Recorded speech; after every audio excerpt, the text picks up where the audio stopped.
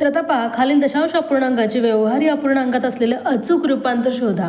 तर इथे पहा, दशांश अपूर्णांक इथे आपल्याला दिला, आपल्याला व्यवहारी अपूर्णांक शोधायचे आहे 37.5. मग पहा, एका अंकानंतर पॉईंट आहे म्हणजे छेदामध्ये काय असायला हवं, 10. म्हणजे 375/10 हे असणार आहे आपलं अचूक उत्तर. यालाच तुम्हाला टिक करायचं आहे. किती अंकानंतर पॉईंट, तेवढे शून्य असलेला आपला छेद शोधायचे होते त्यानं. त्यानंतर पहा 0.008 1 2 3 तीन अंकानंतर इथे पॉईंट आहे. मग पहा 3 शून्य कुठे आहेत, 1 2 3 म्हणजेच काय 1000, 8/1000 हे उत्तर अगदी योग्य. यालाच तुम्हाला टिक करायचं आहे. 95.7 एका अंकानंतर पॉईंट म्हणजे 10 असायला हवं छेदामध्ये, परंतु अंश 957 आहे की नाही पाहायचं आहे.